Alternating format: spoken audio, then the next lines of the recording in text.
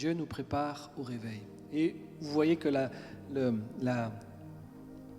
parole de notre sœur, moi, vient m'encourager dans le message que j'ai pour vous ce matin et vient confirmer que Dieu est en train de préparer cette Église. Est-ce que, Pascal, tu peux apporter le kakimono de la vision de l'Église? Juste derrière là, ouais. Si tu peux le mettre juste ici, juste en prenant la tige par derrière, tu peux le porter. C'est solide, yes, merci.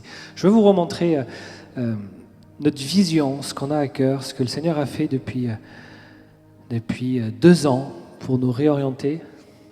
Merci. L'Église Cieux ouverts ou la famille Cieux ouverts, notre vision, notre objectif, notre but, c'est ça. Faire découvrir Dieu. Donc peut-être qu'il y a des gens, quand ils viennent pour la première fois, ils disent « Mais qu'est-ce que c'est ces louanges? Qu'est-ce que c'est cette façon de chanter en parlant des langues ?» Peut-être que tu es au bon endroit parce que tu es ici pour le découvrir. Donc, on est là pour, pas pointer sur nous, mais pour amener les gens à découvrir leur Créateur, leur Dieu. Comment? Par la puissance de l'Évangile. Nous croyons que Dieu est le même hier, aujourd'hui et éternellement. Ce que nous voyons dans les actes des apôtres. Lorsque Jésus, par son Saint-Esprit, établit son Église, nous croyons que c'est pour nous aujourd'hui de la guérison, de la délivrance, la conduite de Saint-Esprit, la marche par l'Esprit Saint. Et nous croyons que être des témoins de la puissance de l'Évangile, ce n'est pas forcément extérieur, c'est une puissance qui transforme à l'intérieur aussi.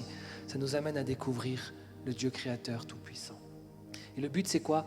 C'est de vivre un réveil spirituel. Sachez qu'à Cieux ouverts, quand vous venez ici, c'est vers ça qu'on pointe. C'est notre objectif. Donc, on veut s'attacher au Seigneur et on veut avoir cela en ligne de mire. Et c'est aussi ce que témoigne le nouveau nom qu'on a donné il y a quelques mois de l'Église. Cieux ouverts, c'est notre désir, vraiment par ce nom. En fait, c'est inscrit dans notre identité. Ce réveil que l'on vit, c'est inscrit dans notre vision, c'est inscrit dans le nom cieux ouverts. C'est vraiment cette image de la gloire de Dieu, comme on l'a chanté ce matin, la présence de Dieu qui descend au milieu. C'est lorsque Dieu est présent que les choses changent. C'est pas par des beaux discours, c'est pas par des belles phrases, des belles punchlines. Ouais, ça peut amuser l'intelligence, mais ça change pas les cœurs. Et nous, ce qu'on veut voir, c'est des cœurs transformés pour la gloire de notre Seigneur Jésus-Christ. Et donc, Dieu prépare ici un réveil dans cette famille, la famille Cieux ouverts, qui fait partie de la famille de Christ. Et ce réveil, ce n'est pas à propos de nous. Ce n'est pas parce qu'on est meilleur, ce n'est pas parce qu'on a mérité quoi que ce soit, ce n'est pas parce qu'on a compris quelque chose en plus qu'une autre église, ce n'est pas parce qu'on est plus intelligent ou moins intelligent. Le réveil n'a rien à voir avec l'intelligence, d'ailleurs.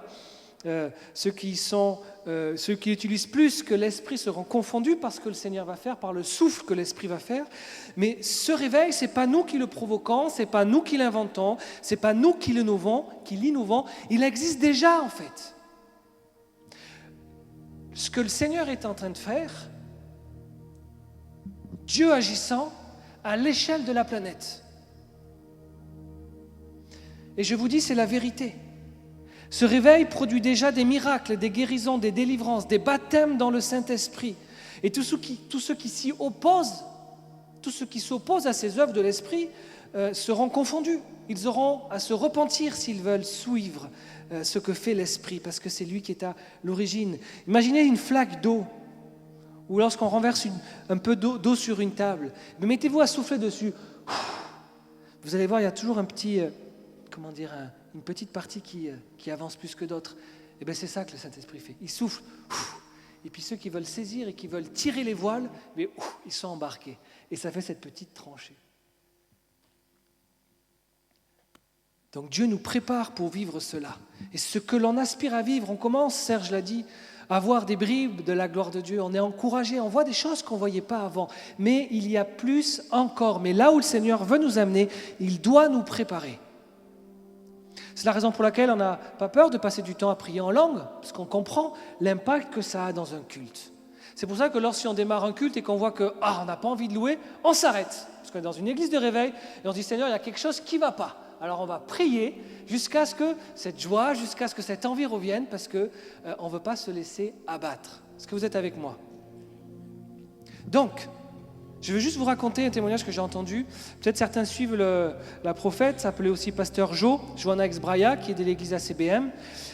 Et elle était invitée dans un live de guérison avec Jean-Luc Tresquel de IMG, et elle racontait ce qu'elle vivait.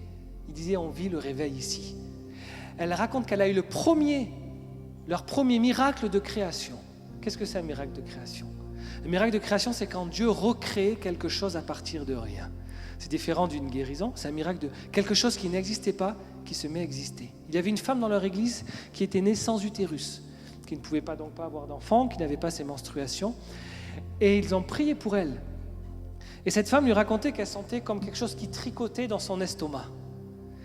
Et ils lui ont dit, va voir un médecin. Radio à l'appui. La médecine a observé que l'utérus était en train de se reconstruire et qu'il était là. Il n'en existait pas. Et Dieu, dans sa grâce, dans sa puissance, a fait ce miracle de recréation. Elle expliquait que l'Église se remplissait sans les œuvres d'évangélisation. C'est-à-dire qu'il voyait des gens arriver sans être allés les chercher. Non pas qu'il ne faut pas évangéliser, c'est notre cœur, il faut le faire. Mais la dimension du réveil fait que les gens commencent à arriver. C'est ce qui est lu dans les Actes des Apôtres. C'est le Seigneur qui ajoutait chaque jour à son Église. Je vous dis cela pour que vous puissiez commencer à comprendre là où Dieu nous emmène. Une dimension de gloire plus grande, une dimension de miracle plus grande, une dimension d'âme sauvée plus grande. Mais pour cela, oui, Dieu nous prépare. Encore une fois, ça n'a rien à voir avec nous. Je veux qu'on puisse bien comprendre que ça a à voir avec le plan de Dieu. Lui a décidé qu'il était le temps de réveiller le monde. Pourquoi ? Parce que son retour approche. Oui, Jésus revient. Vous ne le savez pas ? Vous êtes au bon endroit, on va vous le faire découvrir.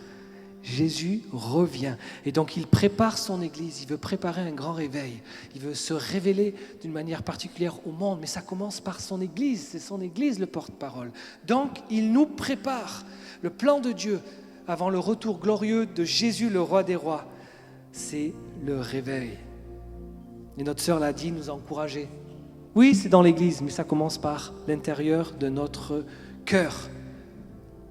Ton foyer, ta famille, ton quartier, ton village, et puis le monde. Voilà ce que le Seigneur prépare.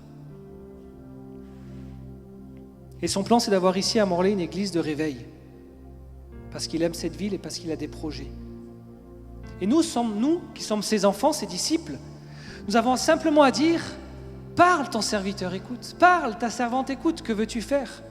Nous avons simplement à dire, ok, je comprends, c'est ta volonté. Eh bien, que ta volonté se fasse. Si c'est ce que tu veux, Seigneur, ici, alors me voici, nous voici. Alors on comprend que le Seigneur nous prépare. Et on s'inscrit dans cette vision, vivre un réveil spirituel. Et ce réveil, il est combattu parce qu'il est conduit par l'Esprit Saint. Et on peut avoir une très bonne théologie de l'Esprit Saint tout en étant à côté de la conduite par l'Esprit, la marche par l'Esprit. Ce réveil est combattu. Pourquoi ? Et une des cibles, j'en ai parlé, ce sont les femmes. Si on veut vivre un réveil, on a besoin de tout le monde. Donc les femmes commencent à se lever et on bénit Dieu pour cela. Et je prie qu'elles se lèvent encore plus dans l'Église et elles se lèveront. Ça fait partie des signes du réveil. Il n'y a ni homme, ni femme, ni grec, ni juif, dit le Seigneur. On est tous serviteurs, servantes du Seigneur. L'armée doit être complète, hommes et femmes. Et on voit le Seigneur préparer cela. Mais pour bien comprendre cela, je veux replacer quelque chose qui sera peut-être très basique pour ceux qui sont dans la foi depuis longtemps, mais c'est un rappel qui est important. Et c'est quelque chose qui va peut-être éveiller l'esprit de ceux qui découvrent le Seigneur. Il faut comprendre que nous naissons et nous mourons dans le contexte d'une guerre. Nous naissons et nous mourons dans le contexte d'une guerre qui est spirituelle.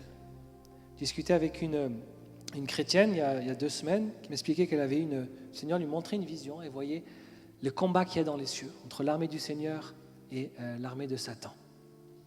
On se rappelle l'épisode de Daniel qui prie pendant 21 jours, la réponse tarde à venir et le Seigneur lui révèle qu'il y avait un combat là-haut pour l'accomplissement de sa prière. Même qu'ils ont dû faire descendre un ange plus puissant pour remporter cette victoire. Et on doit se rappeler ce qui est peut-être difficile pour nous qui sommes humains, charnels, on voit les choses de nos yeux et nos yeux ne sont pas forcément spirituels, donc on ne voit pas ces choses-là. On a besoin de se le rappeler. Le combat, il est spirituel. Mais c'est une guerre dont on connaît d'avance le vainqueur et l'issue du perdant. C'est une guerre qui est réelle, qui comporte des champs de bataille et c'est ce que j'aimerais développer dans les semaines qui suivent pour qu'on puisse s'équiper, se préparer à ce que Dieu veut faire. C'est une guerre qui comporte ces champs de bataille, mais c'est aussi ses stratégies de l'ennemi et c'est sa stratégie que Dieu nous donne. Et la bonne nouvelle, c'est que nous savons qui est l'ennemi. Il est déjà identifié, son nom c'est Satan. On peut découvrir ses stratégies, puisque la Bible ne nous laisse pas ignorants à ce sujet. Et nous avons aussi les armes pour marcher dans la victoire, parce qu'il faut savoir qu'il a déjà perdu. Il a déjà perdu sur la croix, lorsque Jésus est mort pour nos péchés. Mais comment expliquer qu'il a déjà perdu, mais nous sommes encore dans cette guerre? Je vais vous donner une petite image, celle de la Seconde Guerre mondiale, pour illustrer. En 1944, pendant la Seconde Guerre mondiale, les armées alliées, venues de plusieurs nations, ont préparé une opération gigantesque, vous savez, menée sur les côtes de Normandie, pas très loin d'ici. Et ce jour-là, des milliers de soldats ont débarqué et ils ont ouvert une brèche contre l'Allemagne nazie. Et on sait qu'à partir de ce moment-là, la guerre était pratiquement gagnée. Militairement, le sort de l'ennemi était scellé. Et pourtant, ce jour-là, la guerre n'a pas cessé. Elle a continué encore pendant 11 longs mois. Des batailles ont éclaté, parfois même parmi les plus sanglantes, meurtrières de tout le conflit. L'ennemi même qui était vaincu refusait de se rendre.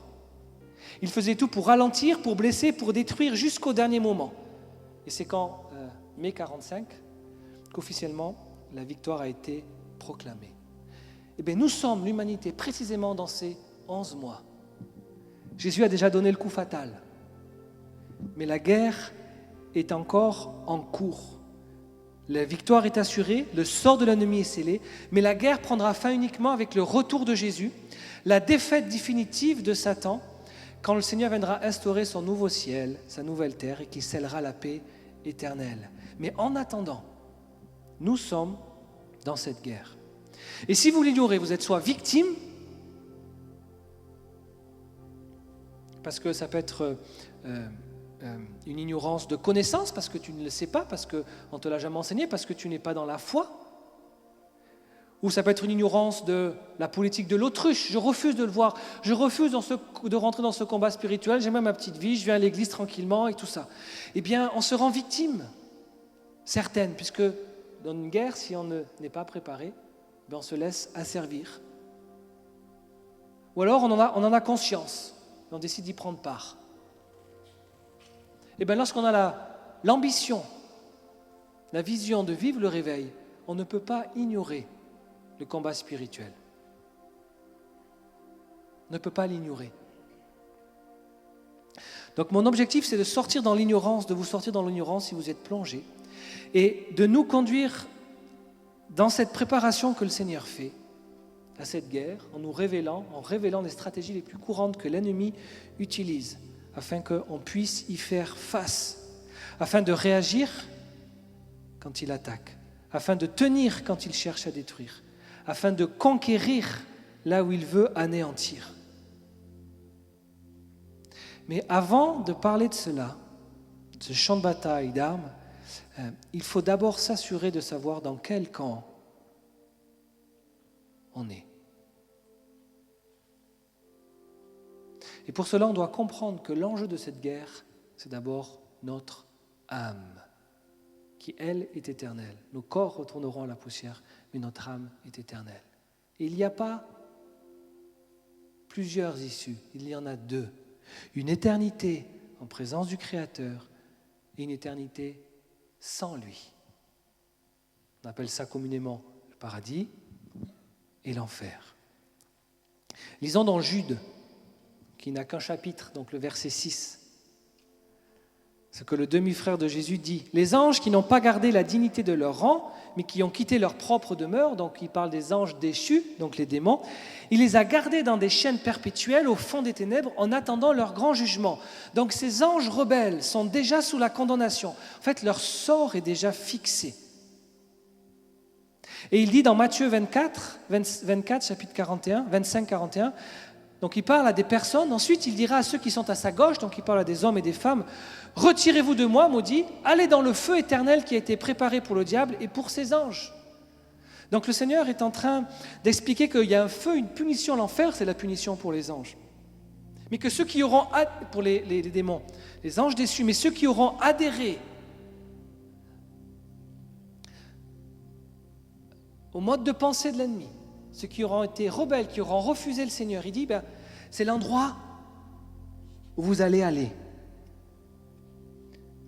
Mais ceux qui l'auront suivi sur cette terre le suivront aussi dans l'éternité. Donc c'est une bonne nouvelle. C'est la raison pour laquelle Jésus est venu. Il connaissait l'issue. Il ne voulait pas que l'on soit avec eux.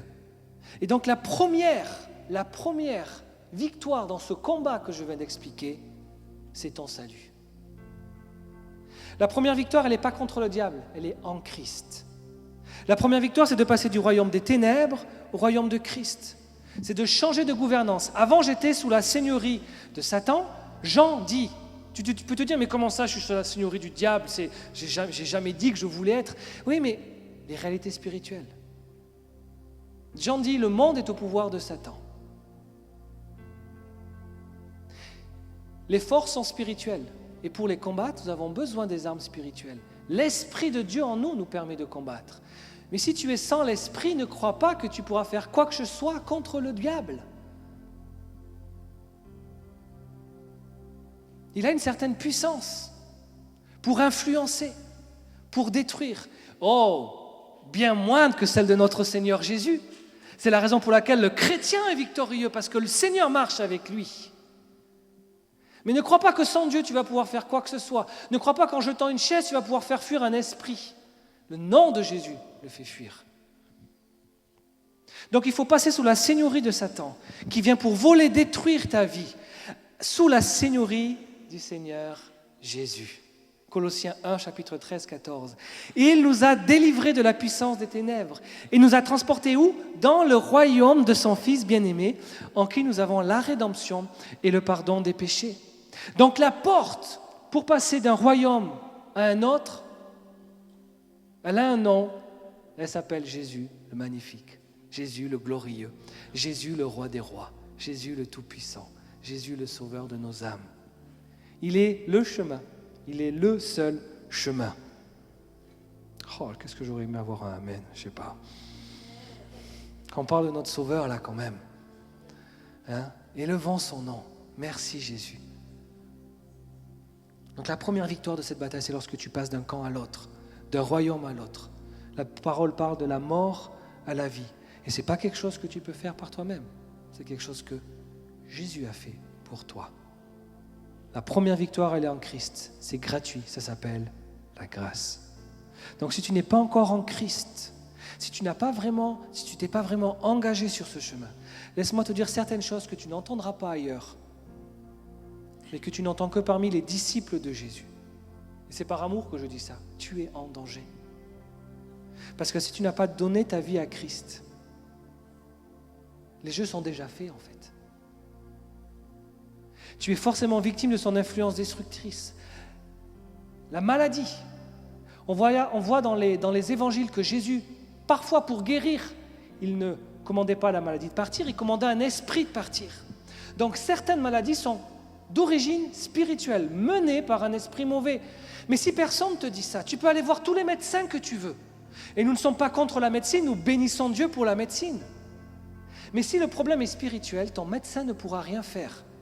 Tu as besoin de disciples de Jésus qui prennent autorité. Parfois, les maladies ne sont pas causées directement par un esprit qui est en toi, mais par les oppressions qu'il amène dans ta vie. Un stress tel, une oppression telle, un ras-le-bol tel, une telle tristesse que ça produit des effets dans le corps. La dépression, certaines addictions viennent de l'ennemi. Des malédictions générationnelles où tu repères dans ta famille ce problème qui se reproduit et tu n'arrives pas à en sortir. J'ai une bonne nouvelle. Passer du royaume des ténèbres au royaume de la lumière en Jésus va te permettre de sortir de ces cycles destructeurs. Échec sur échec, des vies brisées. Tu as eu une enfance douloureuse. Toutes sortes d'abus physiques, psychologiques, sexuels. Crois-tu vraiment qu'un Dieu bon veut une enfance comme celle-là? Non. Non. Mais ça, c'est le mal qui se répand. Donc quand le Seigneur te sort de là, il t'amène dans son royaume, il commence à te guérir. L'Église, c'est d'abord l'hôpital qui vient te restaurer,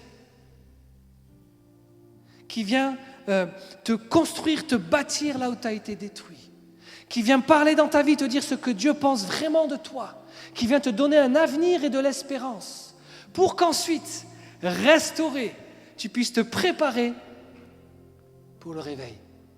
Tu puisses te préparer pour ce que Dieu est en train de faire. Et peut-être ça te paraît loin ou extraordinaire, mais je peux te dire qu'il y a tellement de joie lorsque tu es dans l'équipe du gagnant. Tu n'as jamais regardé un match de foot où ton équipe gagne? Tu n'as pas une joie là?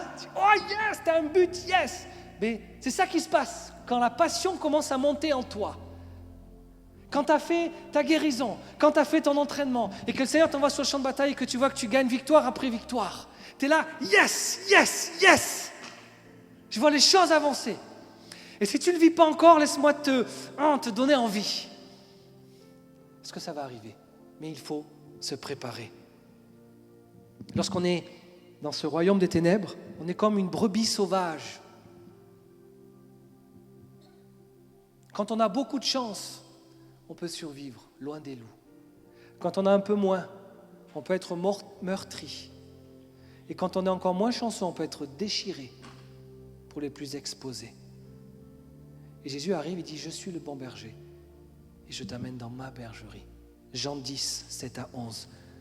En vérité, je vous le dis, moi je suis la porte des brebis. Tous ceux qui sont venus à moi avant sont des voleurs. Tous ceux qui prétendaient vouloir faire du bien pour vos âmes sont des voleurs et des brigands. Mais les brebis ne les ont pas écoutés. Moi, je suis la porte.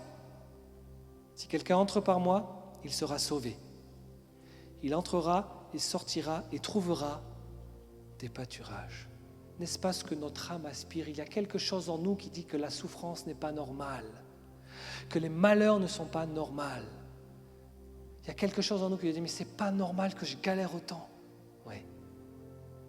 C'est parce que tu sais au fond de toi que, ou peut-être pas, tu n'en as peut-être pas conscience, mais on n'est pas appelé à vivre galère sur galère. Oui, lors de notre marche avec le Seigneur, il y a parfois un certain degré de souffrance. Jésus a souffert, mais c'est une souffrance qui est liée à l'engagement du combat spirituel, une souffrance liée à l'engagement du disciple, pas une souffrance subie par l'ennemi. C'est deux choses différentes. Je suis la porte, si quelqu'un entre par moi, il sera sauvé. Il entrera et sortira et trouvera des pâturages. Le voleur, lui, ne vient que pour voler, égorger et détruire. Et moi, je suis venu afin que les brebis aient la vie et qu'elle ait en abondance. J'ai une bonne nouvelle pour toi. Si tu te rends compte qu'aujourd'hui, tu es une brebis qui était en dehors des pâturages du Seigneur, il y a une vie, une restauration. Et je ne peux que t'encourager à le faire. Parce que ce qu'on a vécu ces derniers mois, années avec le Seigneur, ce qu'il nous amène à vivre, on voit à quel point l'ennemi combat se réveille. Pourquoi? Parce qu'il sait qu'il va perdre du terrain. Certaines des brebis qu'il a enchaînées vont lui être arrachées pour être amenées devant le Seigneur. Et ça, il refuse. Je vous rappelle qu'on est dans une guerre gagnée d'avance, mais qui nécessite des soldats qui s'engagent pour marcher dans la victoire. Et pour ça, on doit être préparé. Tu n'envoies pas quelqu'un sur un champ de bataille sans qu'il soit préparé. Les militaires eux-mêmes sont formés. Et il dit encore, verset 11, « Moi je suis le bon berger, et le bon berger donne sa vie pour ses brebis. Mais le mercenaire qui n'est pas berger, à qui les brebis n'appartiennent pas, voit venir le loup, abandonne les brebis et s'enfuit. Et le loup s'en empare et les disperse. » C'est qu'il est mercenaire et qu'il ne se met pas en peine des brebis. Mais je suis le bon berger. Je connais mes brebis et mes brebis me connaissent, comme le Père me connaît et comme je connais le Père et comme je donne ma vie pour mes brebis. Et je veux te dire que si tu entends ce message, ce n'est pas un hasard. Ce n'est pas un hasard, c'est que le bon berger t'appelle. C'est que le bon berger te prévient. Et maintenant que tu es au courant, tu n'auras plus d'excuses. Tu ne pourras pas dire « mais on ne m'avait pas prévenu ». Tu ne pourras plus dire « mais je ne savais pas que des souffrances peuvent avoir une cause spirituelle ». Le Seigneur te fait une grâce, c'est de te parler et de te prévenir. Il dit ceci dans Jean 3,16 « Car Dieu a tant aimé le monde qu'il a donné son Fils unique, afin que quiconque croit ne périsse pas, mais qu'il ait la vie éternelle.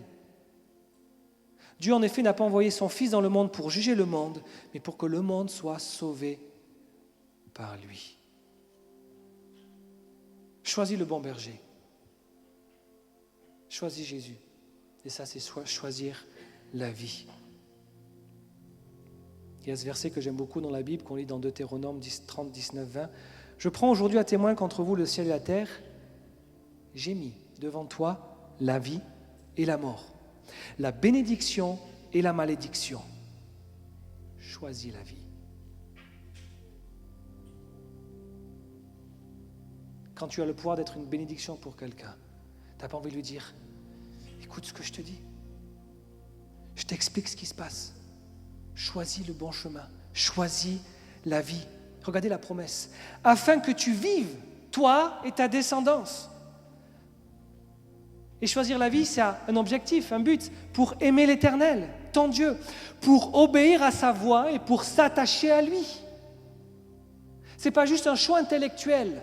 C'est un choix de vie, un changement radical, puisqu'à partir de ce moment-là, je décide de l'aimer. Et lui me promet la vie, pour moi et pour ma descendance. Lorsque toi, tu décides de suivre Jésus, tu crées une bénédiction pour ceux qui viennent après toi. Parce que tu permets au bon berger de rentrer dans ta famille. C'est lui qui est ta vie et qui prolongera tes jours pour que tu habites le territoire que l'Éternel a juré de donner à tes pères, Abraham, Isaac et Jacob, la promesse. Le Seigneur a une promesse pour ta vie. On priera tout à l'heure, si ça a résonné dans le cœur de quelqu'un ce matin, qui veut se dire aujourd'hui, je ne sais pas trop ce qui va se passer, je ne sais pas trop en quoi ça m'engage, mais j'ai compris que j'avais besoin de tourner mon âme vers Jésus. On priera pour toi tout à l'heure. Maintenant, j'aimerais parler à ceux qui ont déjà fait ce pas-là. Si le salut, c'est la première victoire dans ce combat, sache que le combat continue.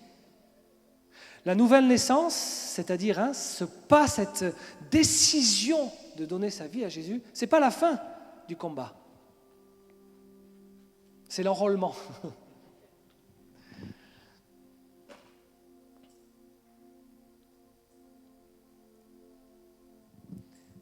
Et malgré que nous soyons dans les pâturages du Seigneur, l'ennemi peut encore avoir une influence. Mais si je suis donc en Jésus, si Jésus est la lumière, comment je peux être encore dans les ténèbres? Je ne comprends pas là. La place, elle n'est pas sûre là. Mais en fait, ce n'est pas parce que tu as donné ta vie au Seigneur, que tu t'engages, que tu essaies de l'aimer tout ton cœur, que tu n'es plus vulnérable. En fait, si tu crois que parce que tu suis Jésus, il y a comme un bouclier automatique sans que tu aies rien à faire, eh bien laisse-moi te dire que tu vas tomber de haut. Et là, c'est l'expérience qui parle. On est naïf. On est naïf. Dans ce combat, le chrétien devient une cible de Satan. Parce que Satan sait très bien qu'un chrétien, un disciple, une brebis revêtue de l'Esprit du Seigneur va faire avancer le royaume de Dieu. Il va faire des dégâts dans le sien. Donc s'il n'a pas pu t'empêcher de te tourner vers Jésus, il va t'empêcher de devenir un soldat, un disciple. Et c'est là où on doit se préparer. Luc 11, 35. Prends garde que la lumière qui est en toi ne soit ténèbres.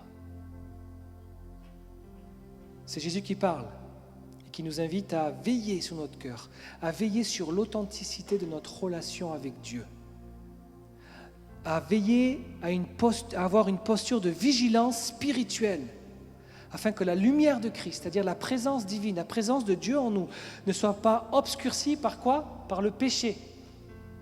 Ah oui, ça c'est un mot qu'on n'aime pas.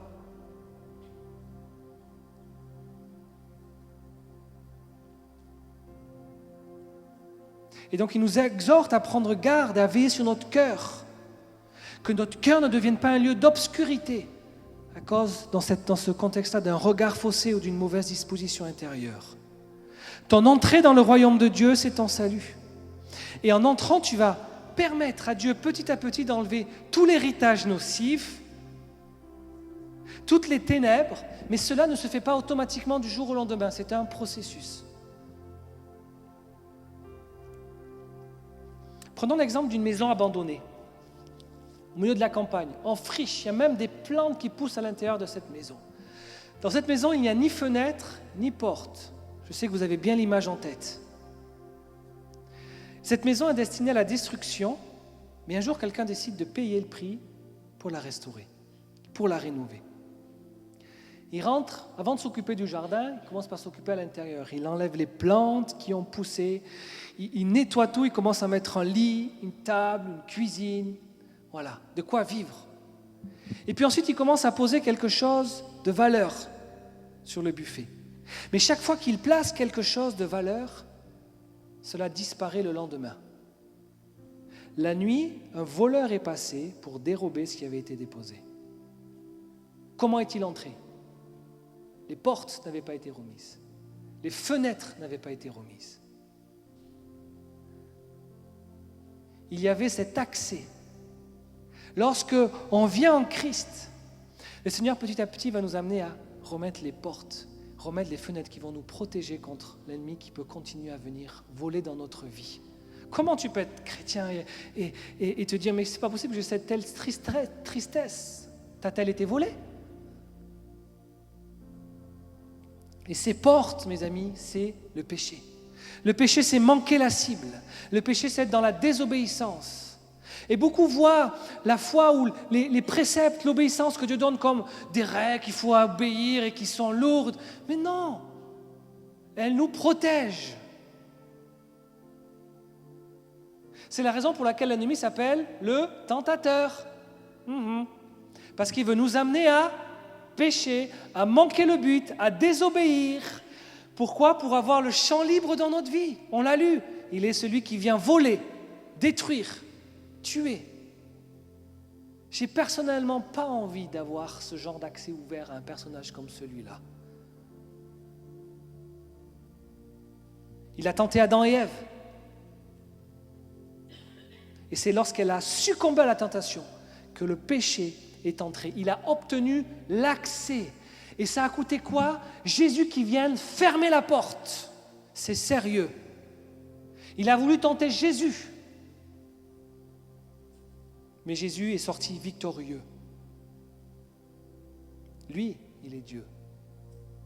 Lui, il ne peut pas faire du mal. Mais toi et moi, on n'est pas Dieu.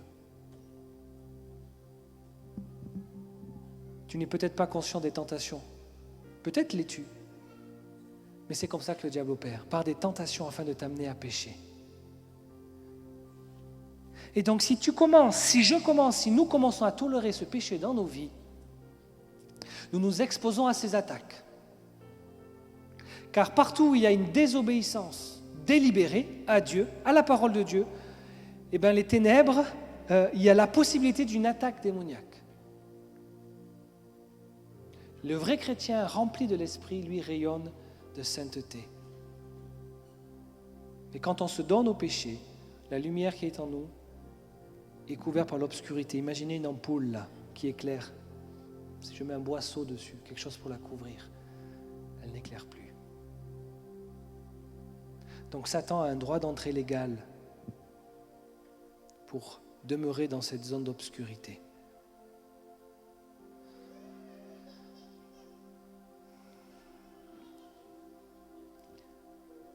Comment je me sors de ça? Comment je ferme des portes? C'est important, parce qu'on ne peut pas aller plus loin. Tu ne crois pas que tu vas pouvoir t'engager sur les chemins d'un réveil, d'un combat spirituel, si tu n'es pas attentif au péché dans la vie. Parce que tu vas t'avancer sur un champ de bataille, l'ennemi il va s'amuser avec toi. Parce que tu as des accès. Il faut se blinder d'abord.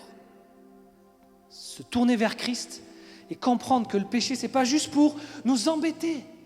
Quand Dieu donne des principes, que ce soit sur la sexualité, que ce soit sur la façon de se comporter, que ce soit sur la façon de gérer son argent, payer ses impôts, que ce soit sur je ne sais pas, tellement de choses. Ce n'est pas parce qu'il veut s'amuser avec nous, c'est parce qu'il y a des principes et que la désobéissance nous expose.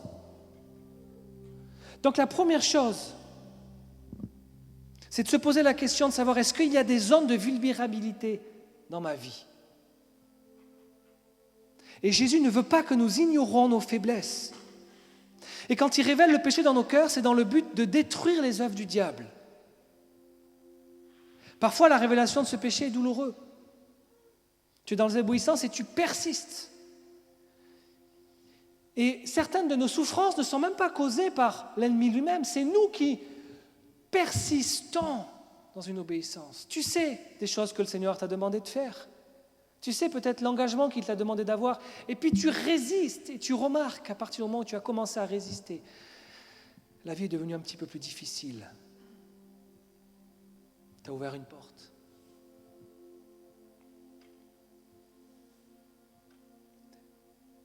Et on doit se rendre compte que la meilleure défense pour nous puissions avoir contre le diable, c'est de garder un cœur honnête devant Dieu. Jacques 4, 7 dit « Soumettez-vous à Dieu, résistez au diable et il fuira l'un de vous. » Il ne dit pas d'abord « résistez au diable, puis soumettez-vous à Dieu ». La première, soumettez-vous à Dieu. La soumission.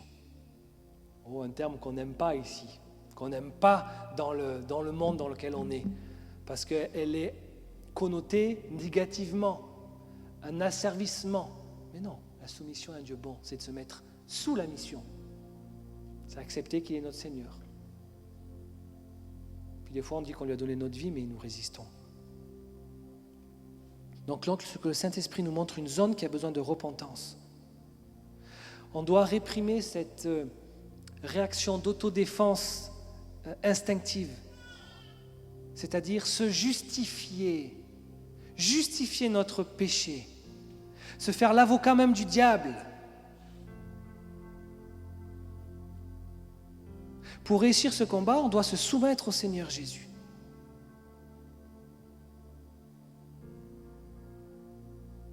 Et juste avant le verset qu'on vient de lire, le verset 6, Dieu dit qu'il résiste aux orgueilleux, mais qu'il donne sa grâce aux humbles. Dieu résiste aux orgueilleux. Et si nous avons trop d'orgueil pour nous humilier et reconnaître que nous avons eu tort, mais c'est à nous que Dieu résiste. C'est dans un contexte de repentance, d'humilité, de pureté de cœur que nous verrons Satan fuir de nous. Et Satan craint cette vertu. L'humilité le terrifie. Il en a horreur. Quand il voit une personne humble, il attrape des frissons dans le dos parce qu'il voit des chrétiens se mettre à genoux. Dès qu'il voit ça, il a ses cheveux, s'il en a, qui se dressent sur la tête. Parce que par l'humilité, l'âme se livre à Dieu. Le diable tremble devant les humbles. Parce que les zones même où il avait accès, le Seigneur vient établir sa demeure. Les portes se ferment parce que j'ai eu l'humilité de reconnaître que oui, j'avais tort. Lâche ton orgueil. Lâche ton amour propre une fois pour toutes et tu verras que les problèmes qui sont liés à cette résistance orgueilleuse vont s'envoler. Et crois-moi, on s'en passerait bien de cela.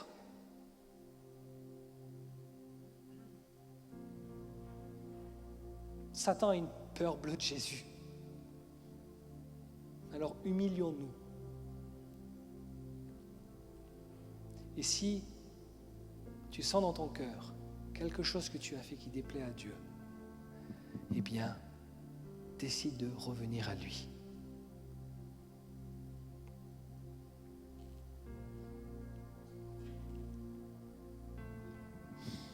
Quand Satan cherche à nous nuire, il essaie de nous tromper en fixant notre attention sur notre propre justice. C'est là l'erreur. Mais si nous reconnaissons que Jésus est notre justice, l'adversaire qui veut nous attaquer, plus nous reconnaissons que Jésus est notre justice, moins l'adversaire peut nous attaquer sur le terrain de nos défauts. Quand l'accusateur se présente en cherchant à nous condamner par un manque d'amour, eh bien, l'humilité, c'est de dire « Oui, c'est vrai, ok Seigneur, ok, je remarque là, il y a un manque d'amour dans ma vie. Mais le Fils de Dieu est mort pour mes péchés. Même celui du manque d'amour. Alors je te demande pardon, Seigneur. Et je te demande de remplacer cet amour insuffisant par l'amour et le pardon de Christ. Quand Satan cherche à vous condamner pour votre impatience, là encore, on peut répondre, on doit répondre. Oui, dans ma chair, c'est vrai, je remarque que je suis impatient. Mais depuis que je suis né de nouveau dans le pâturage du bon berger, Jésus est ma justice. Et par son sang, je suis pardonné. Et par son sang, je suis purifié. Alors je me repens et je me tourne à nouveau vers Dieu. Je reconnais mon manque de patience. Mais je ne reste pas dedans.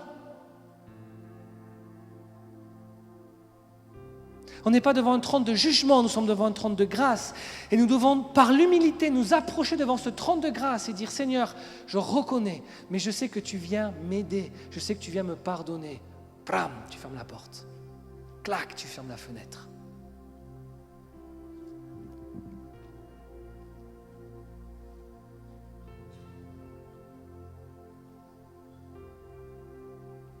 L'humilité a le pouvoir de construire autour de notre âme une protection spirituelle qui empêche les conflits, la rivalité, les contrariétés de la vie quotidienne,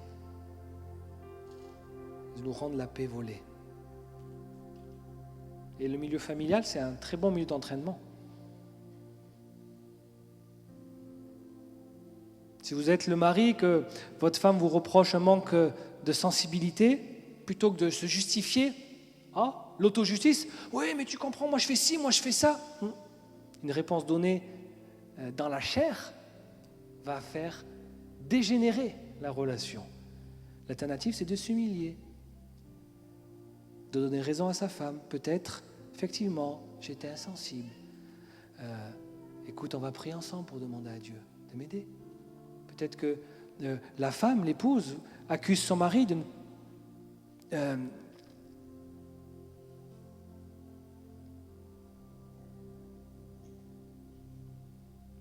peut-être que cette fois-ci, c'est le mari qui accuse la femme de ne pas comprendre les tensions qu'il a, tout le poids qu'il a apporté. Et puis la femme peut s'auto-justifier. Mais toi, tu ne te rends pas compte, moi aussi, tout ce que j'ai à faire. Peut-être qu'une bonne réponse d'humilité, c'est de donner raison, de prier ensemble et de demander à Dieu de venir nous aider, de rester humble. Rester humble, c'est recevoir les grâces de Dieu. Je vais inviter le groupe de louanges à me rejoindre. Je vais juste rappeler que Satan est terrifié par l'humilité. Il a en horreur parce que par l'humilité, l'âme se livre au Seigneur Jésus et le diable a une peur bleue, une peur panique de Jésus. Donc j'aimerais qu'on puisse passer juste un temps en prière. On va incliner nos têtes.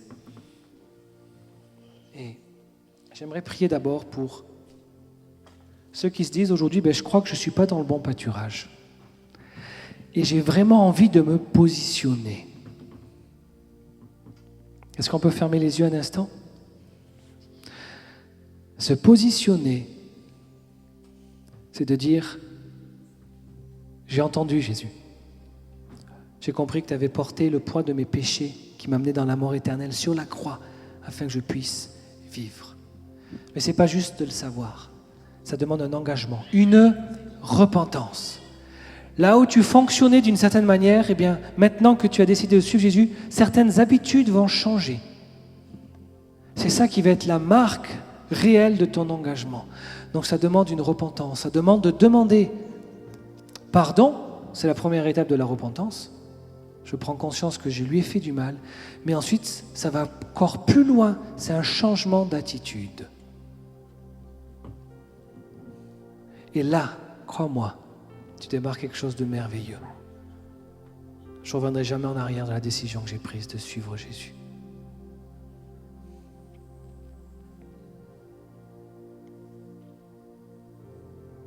Peut-être que tu ne comprends pas tout sur Dieu, peut-être que tu as plein de questions. Laisse ça de côté, juste regarde la vie. Je mets devant toi la mort et la vie. Le bon berger te dit, choisis la vie aujourd'hui. Alors si quelqu'un est interpellé, je vais te demander simplement de lever la main là où tu es. Il n'y a pas de honte. Si tu lèves la main, nous on va se réjouir, on va te dire, mais tu as fait le bon choix. Lève la main à ta place pour qu'on puisse prier pour toi. N'aie pas peur. N'aie pas peur. Je ne serai pas là à te dire, vas-y. Si je n'étais pas certain que c'était la meilleure décision que tu puisses prendre de ta vie.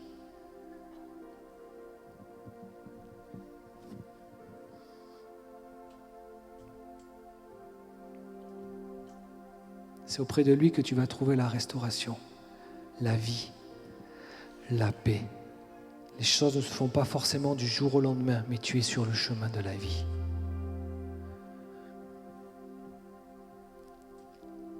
Y a-t-il quelqu'un d'autre qui veut lever la main?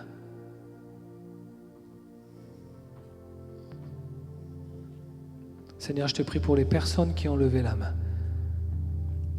Et on va faire cette prière ensemble et toute l'Église va la faire.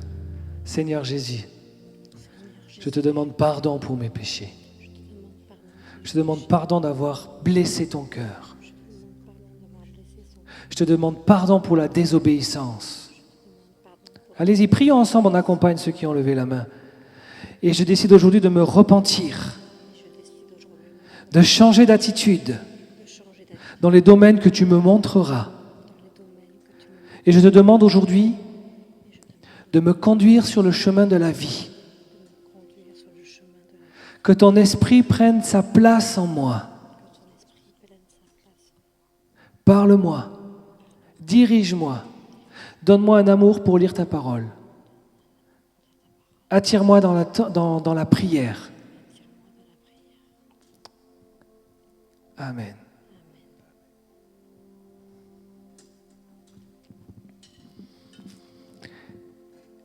Et pour ce qui est de la question des péchés, je vais laisser chacun dans son propre cœur face à Dieu. On ne va pas faire un temps de repentance générale ici, maintenant. Mais vous avez entendu le message. Et c'est à chacun de se positionner devant Dieu, dans les domaines dans lesquels Dieu appelle. Écoutez-moi, il nous prépare. On ne peut pas faire l'économie de laisser le péché dans nos vies. Là où on va, c'est plus possible. Et je serai là pour rappeler chaque dimanche la destination. Et chaque dimanche, comment Dieu veut nous préparer pour aller là-bas. Mais ça commence, premièrement, par être intransigeant avec le péché. Si mon peuple, sur qui es-tu, est invoqué mon nom, s'humilie, prie, recherche ma face, alors je délivrerai son pays. S'humilie d'abord, se repent. Alléluia.